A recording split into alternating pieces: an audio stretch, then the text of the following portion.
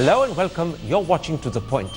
After 50 days, curfew was lifted from most parts of Kashmir yesterday, but a Hurriyat shutdown continues to paralyze the valley, and after sporadic unrest last night, curfew was reimposed later in the night in several areas. So is normalcy returning to Kashmir, or is that an unwarranted and hasty conclusion? And with an all-party delegation scheduled to arrive on Sunday, has the government found a credible way of responding to the crisis, or is Kashmiri distrust the obstacle that still has to be overcome? Those are the key issues we shall debate tonight. My guests are the political advisor to Omar Abdullah and spokesperson for the National Conference Party, Tanveer Sadiq, PDP spokesperson Wahid Ur Rahman Para, the former head of the UPA interlocutors, Dilip Padgankar, former Divisional Commissioner Kashmir and former chairman of the Minorities Commission, Wajhat Habibullah, and the Vice Chancellor of the Islamic University of Science and Technology in Kashmir, Siddiq Wahid. Professor Wahid, let's start with the situation on the ground in Kashmir before we discuss the steps the central and state governments propose to take to tackle the crisis in the valley. Yesterday, after 51 days, curfew was lifted in most parts of the valley except Pampur and I'm told 2 police stations in Srinagar. However, a shutdown ordered by separatists till the 1st of September has ensured that shops, petrol pumps, business establishments and educational institutions remain shut. So is Kashmir returning to normalcy as many papers today claim, or is that a hasty conclusion? It's a much too hasty conclusion. It is very early days to be talking in that manner. And I think yesterday was a classic example. That's one. The other part of it is that this time we've seen a slightly different pattern to it, and that is that a lot of the sort of protests are taking place in the countryside. And not necessarily in Srinagar. So I think it's a larger issue than something that will sort of even out very early. Tanveer Sadiq, today's Hindu says that many government offices and banks resumed functioning at Lal Chowk, which, as you know, is the very center of Srinagar. However, both the Times of India and Hindu also claim that protests broke out in Srinagar, Anantnag, Shopian, Bandipora and Budgam districts. And the Times says that rioters pelted stones on private vehicles, including security forces. And I'm also told that in interior parts like Batamalu, curfew was reimposed. So how do you assess the situation in the valley? See, Karan, it's too early to say anything. If all of you who have seen Kashmir so closely, the situation is not as good as it is being portrayed, because I believe we have reports that nocturnal raids have been happening. Lots of youngsters have been slapped with PSA. Now, in a situation where you want peace to return, you can't have both the things going together. But I have a quick 2-3 points. But first, before you come to other points, is normalcy returning as the papers are suggesting and claiming today, or is that a hasty conclusion? Siddiq Wahid clearly suggests this is a hasty conclusion, and secondly, he suggests that this time around the protests are happening in the countryside outside the towns, and we're not sure what the situation in the countryside is. So do you agree with him? I totally agree with Siddiq Wahid, because if you have seen the previous years, the Srinagar city has been involved, but this time it's been North Kashmir and South Kashmir.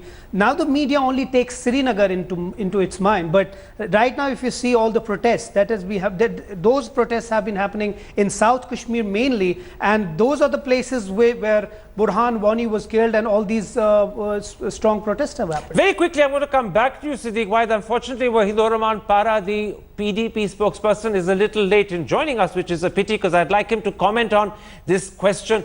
Is normalcy being restored, or is that a hasty conclusion? But before we get a chance to do that, let me ask you this. What's your knowledge, what's your estimation of the situation in the countryside where you say the real protests are happening this time around? What's the situation there as of today? Well, I mean, I must sort of put a preamble by saying that I've not myself been in the countryside, but there are people that I've spoken to who have been. And the reports is that the protests there are massive. Large numbers are being spoken of, anywhere from 30 to 40 to even 50,000 people at a time. So I think that from that point of view, crowd control, to put it mildly, is going to be a very, very difficult task. This is what makes me apprehensive about us jumping to conclusions and saying things are normal and let's start talks. Mr. Para, I'm glad you've joined us. Two people who I've spoken to on the show so far, Siddiq Wahid, who's sitting there on your right, as well as Tanveer Sadiq, the political advisor to Omar Abdullah, both have said categorically that the impression in newspapers today that Kashmir is returning to normalcy is a hasty and unwarranted impression, that in fact the situation remains tense and volatile, that at night in several places curfew had to be restored even if it was lifted earlier in the day, that there were protests as well. Will you accept that Kashmir is not normal and nowhere near normal, or would you as a government spokesman deny that? Well, there's no doubt that there has been problem in the rural Kashmir and in the South Kashmir in particular, and some of the areas are still disturbed. But I would like to clarify that, things are changing, things are improving, and I won't say that absolute peace is there, but there are still few pockets where violence has been taking place, but by and large, the majority of by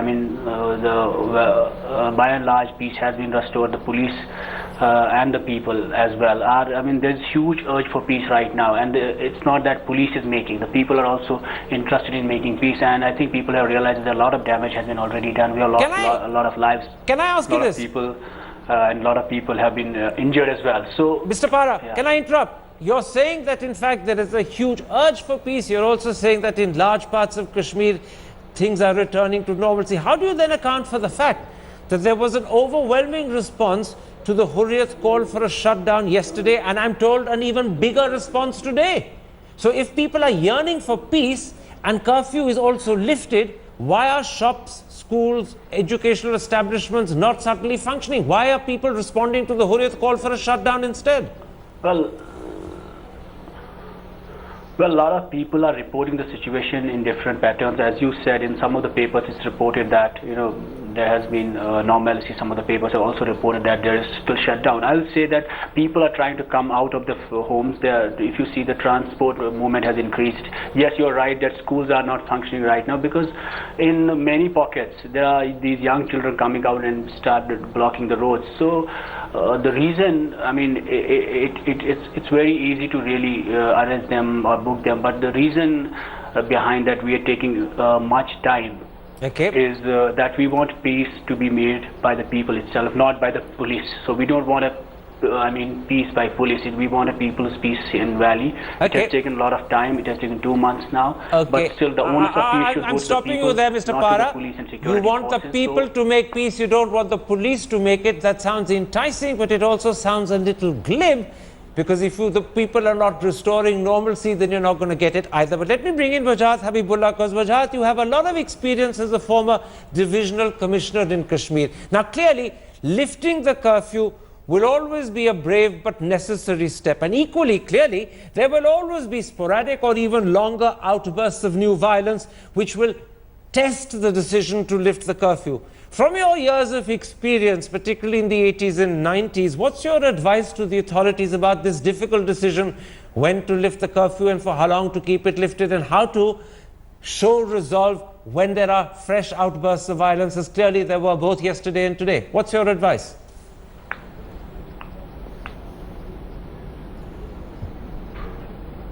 Well, the curfew must be lifted. You can't have an entire valley under curfew for such a long period. But you must also understand that the writ of the government, as Siddiq Wahid has just now said, the writ of the government does not run today in large parts of the rural Kashmir. The curfew is effective only in the cities. Large parts of the country are totally outside the reach of the government. So lifting the curfew or not lifting the curfew does not really have the kind of significance which it seems to be made out that is attached with it. So my advice, and this happened also in the early 90s, my advice would be that do away with the curfew and then seek through your administration, through your political authority, to re-establish the confidence of the public. Okay. Dilip Gankar, at the same time as lifting the curfew, several papers report that the committee appointed by Home Minister Rajnath Singh has decided not to stop using pellet guns, but restrict them to what's being called rare and extreme situations. Secondly, the papers report that so-called PAVA shells and other chili-based ammunition will be made available to the security forces. Now, the key question is this: does all of this live up to Home Minister Rajnath Singh's statement, which clearly on two occasions, both in Parliament and then again in the Valley, suggested that the use of pellet guns would stop? Does this report and its conclusion live up to that, or does it belie it? Well, you know, Karan, I have a very sense of deja vu in all this. I've been getting my information about what's happening on the ground in Kashmir from a large number of Kashmiri students who have returned to Pune, from where I speak. And judging by what they tell me, both the extent and the depth of the rage against the government and against the Indian state is far, far more widespread than what the papers make it out to be. The second point is that, you know, there has not been a single word of remorse for the injuries that people have suffered because of these pellet injuries, pellet guns. And merely changing that and using, you know, less lethal things and so on, this is again part of a deja vu. These things were pointed out after 2010 deaths in the Valley. At that time, again, people were reminded, the forces were reminded to make sure that you didn't shoot at people in the head or the chest and so on and so forth. But, you know, very few lessons have been learned, and you've got some excellent reportage in the papers yesterday and today, which says that government decisions that needed to be taken as early as 2012 were not taken. And the sad fact really, Karan, is that no one in the media and Parliament pays attention to Jammu and Kashmir until the Valley erupts. And when it erupts and when there are deaths and when there is violence, then people rush there, all party delegations go there. To what effect, honestly, one doesn't know. But this much said, I think this business of lifting the curfew seems to me to be one way of clearing the decks for the all-party delegation, because they are unlikely to venture into the countryside. So that's the initial impression that I get. I get this sense, a terrible sense of deja vu.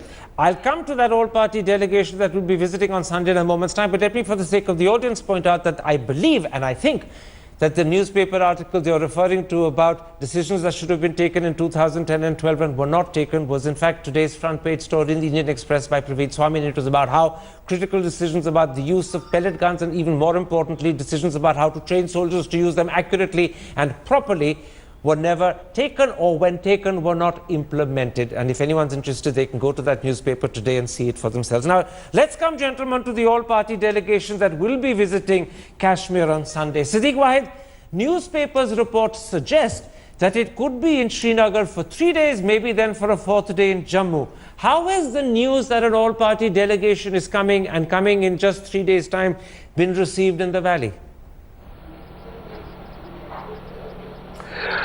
I think it would be fair to say that the reception is rather skeptical as to, as to how to, the reaction to the all-party delegation coming.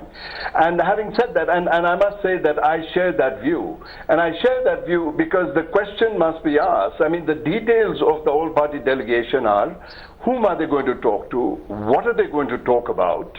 And when are they going to talk about it? And I don't think that the structure of the climate and the structure of the state at the moment is such that that can carry forward. Okay. Let me again say that, when they're going to come, we mainly talk about them coming for talks.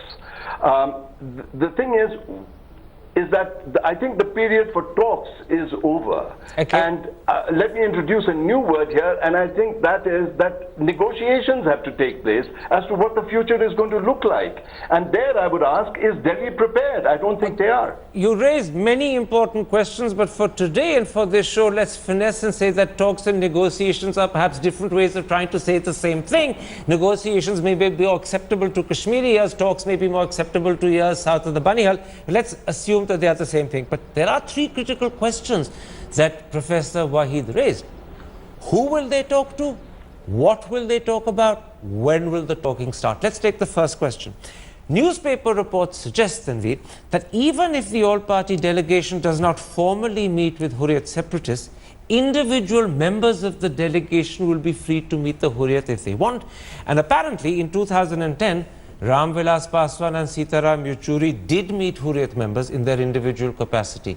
If that's what happens now, no formal talks with the delegation as a whole, but individuals choose to meet Hurriyat on their own, will that be an acceptable half measure, or would it be an unacceptable half measure? See, first of all, I'll tell you, New Delhi doesn't have the best track records while dealing with Kashmir.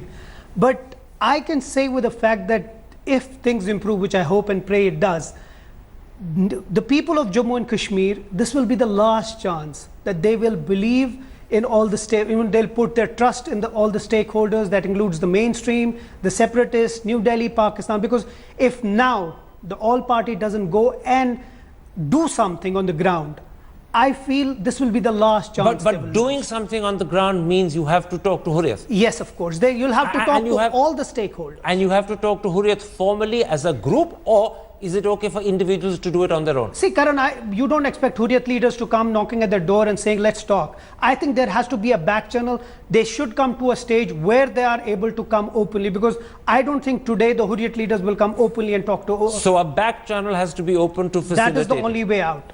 Wahidur Rahman Para, Mehbooba Mufti, the Chief Minister, has repeatedly said that all stakeholders will be spoken to. Now, the Hurriyat are not just stakeholders in Kashmir, they're also, and sometimes people south of the Bani Hal line forget this, they are also Indian citizens. In which case, why shouldn't the all-party delegation formally invite Hurriyat members for talks? After all, Mr. Vajpayee, when he was Prime Minister, formally invited them to Delhi, and the talks were held by the Deputy Prime Minister L.K. Advani. If it was possible to do it formally in 2003, 2004, why is it not possible for that to happen in 2016? And if it doesn't happen, and individuals are left free to meet in their own individual capacity with people like Mirwais or Gilani, then won't Mehbooba Mufti feel disappointed if not left down, or if not let down? Well, absolutely, you're right that people in Delhi and the central government has been reaching out to the Hurriyat time and again, and in the past it has also happened. Separatist leaders have also met the central leadership. So if the intention is clear to attain peace, there is no ego involved in the peace process, and if the intentions are clear, that helps really reach out. And when the Prime Minister of India has made a very strong statement that I want to find a lasting solution, if you're serious about Kashmir, if you want to end this problem once forever, so I think we should talk to people irrespective of ideologies, irrespective of the different and we need to reach out. Mr. Para, there's no doubt the Prime Minister said he wants to find a lasting solution, and in the meeting that he held with Omar Abdullah and the other opposition leaders, where your party was not present, he actually said he wanted to have dialogue, but he never said that he wanted to have dialogue with Hurriyat. That's the critical question that's left unstated so far. So I'm asking you again, if the all-party delegation doesn't formally meet with Hurriyat, and individuals are left to do it in their individual capacity, will Mehbooba Mufti be A, disappointed, and B, feel let down? Answer that. Well, everybody acknowledges there's a problem, and it has been a 60-year-old problem. We need to find a permanent solution, and once we talk of a permanent solution, we need to engage with the people who are in conflict, who are in confrontation, who we need to engage with, who are disengaged in dialogue process. So we are already talking to the mainstream. We are already, whether it's National Conference, Congress, or PDP or BJP, all the mainstream political parties are already in dialogue. They are in a mainstream process. If there is somebody not in process, it is the separatist groups. So the government of India, I think, has a seriousness right now, and which is very evident that the Home Minister even said that they are willing to talk to the people who are willing to. That is a slightly long-winded, circuitous answer, but I think without using the word Hurriyat, you're making it clear talks have to happen with Hurriyat, and if they don't, your party at least and your Chief Minister at least will feel let down. You haven't said it so explicitly, but you've nonetheless said it pretty clearly. Whereas, Habibullah, let me put to you what one possible problem might be. The government seems to be taking the line, if one can judge from newspaper reports, that they'll talk to anyone who's prepared to discuss Kashmir within the framework of the Indian Constitution. Now that is a line the government has to take. However, the same spokespersons are saying that they won't invite Hurriyat, but if Hurriyat comes knocking on the door, they'll happily talk to Hurriyat. Now doesn't that sound as if the government at a critical point of time is standing on pride and prestige vis-a-vis Hurriyat rather than stooping to conquer, which is what it should be doing?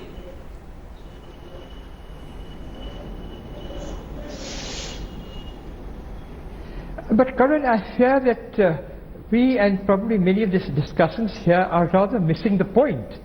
The problem does not lie with the Hurriyat.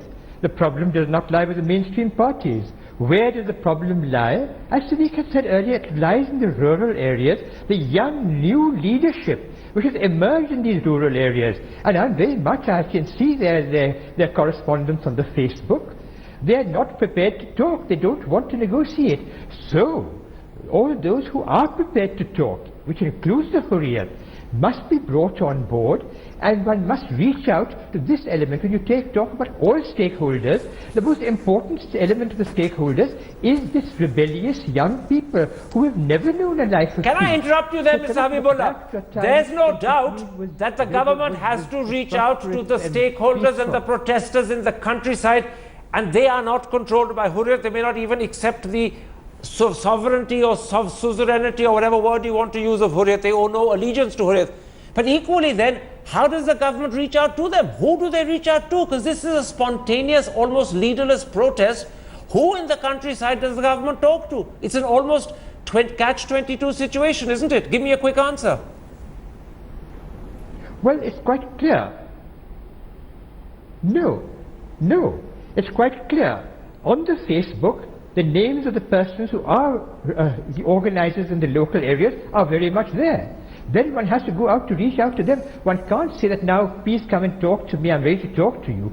One has to reach out to them, and the initial initiative would have to be taken at the level of civilians. It cannot be taken at the level of government, and the initiative taken at the level of civilians must be to urge that please agree to a dialogue, because dialogue is the only way. Okay. And then at that point, government comes in and starts bringing people in to start talking to them. All right, that's a very good, clear indication given by someone who, as a former divisional commissioner of Kashmir, understands that state better than most bureaucrats in the Indian government. Look at Facebook, look at the names of the people who are posting their messages there, reach out to them, invite them to talk, and find a way of making that talk effective. Dilip Padgaonkar, on this question still of who the government talks to, there is a very interesting interview that the BJP General Secretary Ram Madhav gave to the Hindustan Times today. And he says, and I'm now quoting him, that the centre is ready to engage all sections of the valley society. I'm repeating it because it's such an important phrase, engage all sections of the valley society. That clearly seems to open the door to talks with Hurriyat, because there's no one who can ever claim that Hurriyat is not part of the valley society.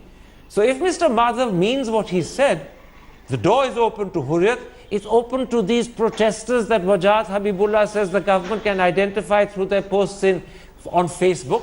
It's open to anyone who is a part of the valley society, and everyone is a part of the valley society. It's an all-inclusive, embracing term. Would you agree with that interpretation of Ram Madhav's interview? I would certainly agree with that. I think, Ram Madhav has said the kind of things that needed to be said much earlier. But you'll recall, Karan, that even about 10, 12 days ago, the statements coming out of the BJP were that we'll have no truck with the separatists and with the Hurriyat. So I think after Mr. Rajnath Singh's second visit and after the Prime Minister's meeting with the All Parties delegation and his Mann Ki Baat, I think Ram Madhav has in fact suggested that there is absolutely no hitch now to reaching out to the Hurriyat, and that is to be certainly welcomed. But let me also add, Karan, that we need to heed what Chief Minister Mehbooba Mufti also said, namely that a dialogue with all these stakeholders, including the Hurriyat, needs now to be institutionalized. We should not allow this all-party delegation to be another photo op, because that again will be counterproductive. So you need an institutionalized dialogue. And what is it that you're going to talk about? And here again, I think there's no need to reinvent the wheel. I think the Hurriyat or factions of the Hurriyat have time and again said what their own agenda is. You've had the mainstream parties who've again come out at various times about what they want. So, you've already got a basis to discuss these things, but I do very much hope that the government and the all-party delegation does not wait for the Hurriyat of anyone else to knock on its doors to start a dialogue. Reach out to people and engage in a substantive discussion. And by substantive, I mean not development, not good governance, but a political approach and a political solution. I believe that is what is at the heart of our issue. Siddique Wahid, let's come to that critical question you raised in part one. What will the talks be about? Now, in the interview BJP General Secretary Ram Madhav has given the Hindustan Times today, he says, and I'm quoting him, Kashmir can ask for the moon within the Indian constitution. Ask for the moon is his phraseology. Does that give you some measure of hope? Or does it only remind you of Narasimha Rao's promise that the sky is the limit? Sadly, that promise led absolutely nowhere.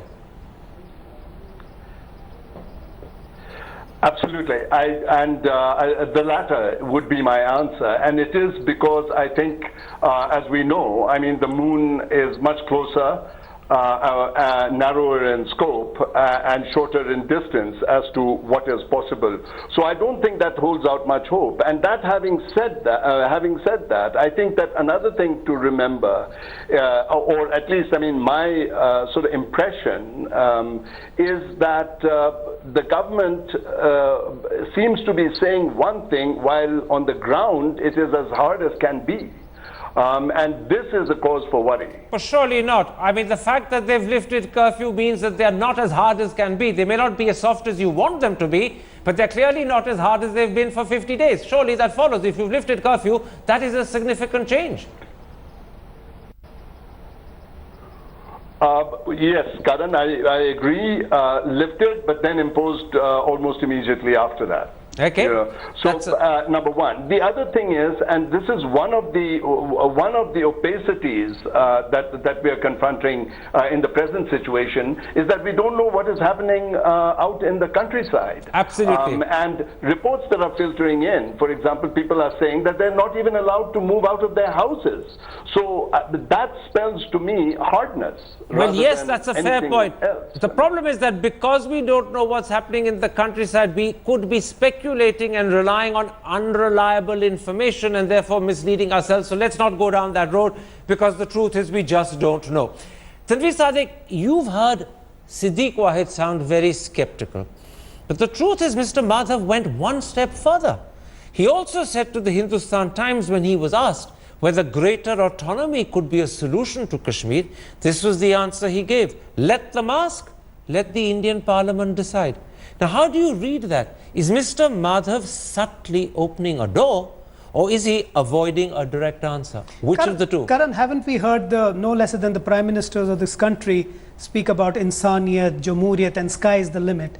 Now, if it's just buying time tactic, then I'm sorry, they're again going that route. But is it a buying time tactic? That's what I'm asking you. Isn't that? Let all party come in, talk to everyone. But as far as the national conference is concerned, we have an autonomy report passed by 2/3 majority of the state legislature, which has been sent to the parliament. That is why I asked you this question, because when you passed that autonomy report, Vajpayee rejected it, and Vajpayee was the man that everyone holds up as the great person who held out hope. Today, the answer you're getting from Ram Madhav is not the rejection you got from Vajpayee in 2002, 2003. Ram Madhav instead is saying, let them ask, let the Indian Parliament decide. And that's why I'm asking, is he opening a door subtly, or is he avoiding an answer? Which of the two is it? Right now, I think it's buying time tactic, but the reporters in the parliament, if they are so sincere, if the Delhi government, the BJP government is very sincere, let them open up the report and start discussing. Well, they may not want to discussing. open the National Conference report, which is 12 years old. They may find another way of tackling the same problem. There are many ways of giving autonomy rather than going back to Farooq Abdullah's report. But the key question is Ram Madhav opening a door, avoiding an answer? You think he's buying time and avoiding an answer? We'll very soon know it. Let me bring in Wahidur Rahman Para. Wahidur Rahman Para, you're the spokesman for the ruling party, at least the Chief Minister's party.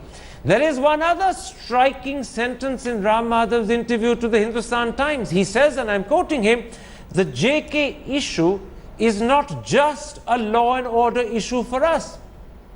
And that's the first time I've heard the BJP say it so critically and upfront. It's not just a law and order issue for us. And then he adds, and I'm quoting him again, we look at it from the perspective of three terms used fondly: Kashmiriyat, Insaniyat and Jamhuriyat.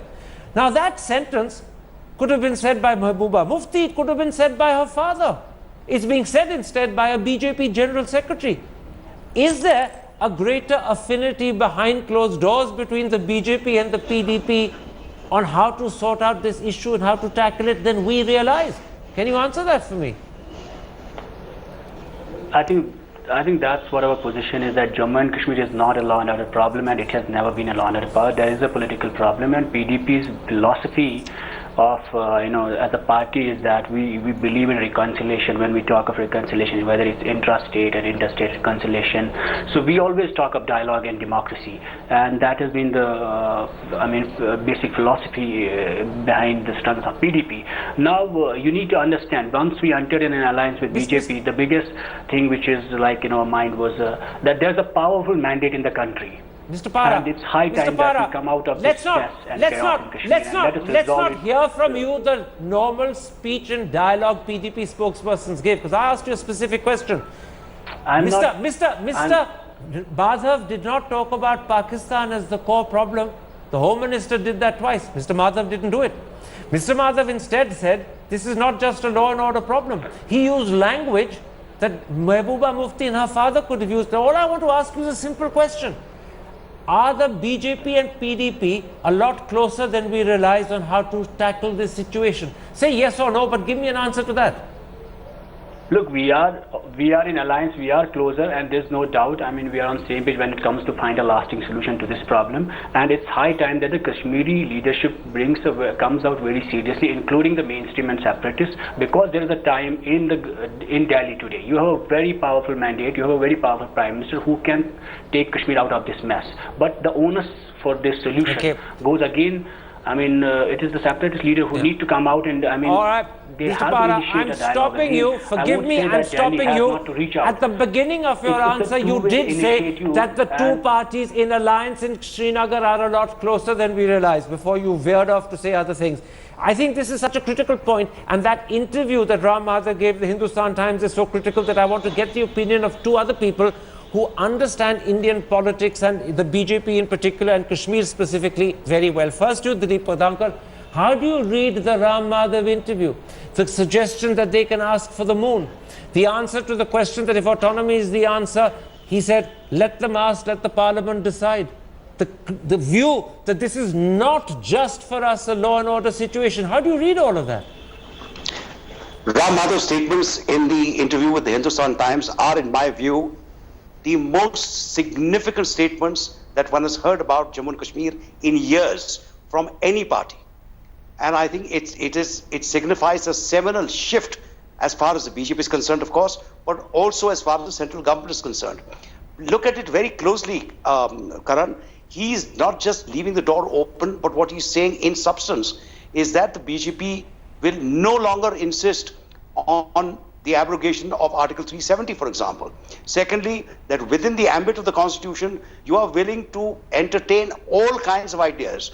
I think this is what ought to have been said years ago, but I'm delighted that Ram Madhav has said it now, because it, in a sense, clears the way for the all-party delegation to begin afresh and look at possible solutions which so far have been discussed, aired, but never seriously discussed.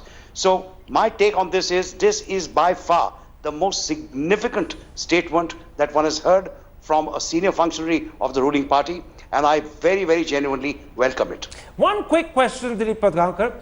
His exact language was that the Kashmiris can ask for the moon within the Constitution.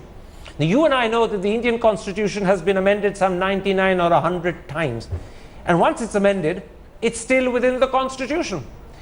Is there a possibility Or am I over-reading, Mr. Madhav, by suggesting to you that maybe within the Constitution could also include an amendment to the Constitution which the Indian Parliament decides on? Because later on when he says about autonomy, let them ask, let the Indian Parliament decide, it sort of suggests that the Constitution can be expanded to include what the Kashmiris want, and that would then still be within the Constitution.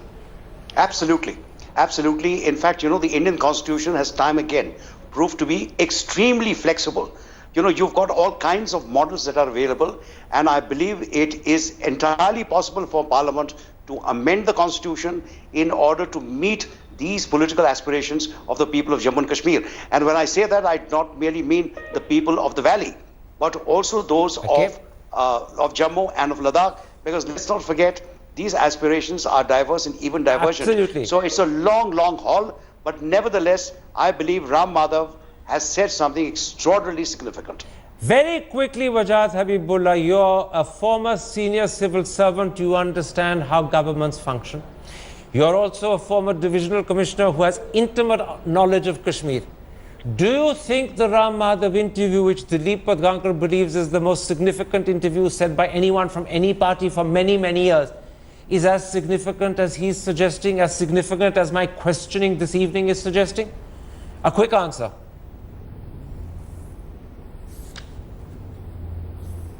I would agree with Dilip on these points, but I would also agree that when he says that it must be within the Constitution, all that really means is the J&K continue to be part of India, because the niceties can be amended. But let me make a different point. The point is, the question really was, what are we to discuss? And I think we're missing the point. We start by discussing these larger issues. At present, the need of the hour is the restoration of peace. And that is what needs to be discussed. Once that peace is restored, and it can be restored on these grounds, that the parties agree, the stakeholders agree, that they will open a dialogue, what Mehbooba ji said, that initiate a process of dialogue. All right. And that will then, hopefully, satisfy these young people that the matter is now on the table and is being discussed, so that there will be no more violence. All right. I would repeat that point. The need of the hour is the restoration of peace. That must be the starting point of any discussion at this stage. Absolutely, Wajad Habibullah. And on that note, we come to the end of this particular discussion. My thanks to all my guests for joining me. The all-party delegation will be visiting Kashmir on Sunday, and we as a channel will be paying close attention to what happens, what progress they make, who they talk to, what they talk about, and what the outcome is. But for tonight, you have been. Thanks for watching. Goodbye. Good night.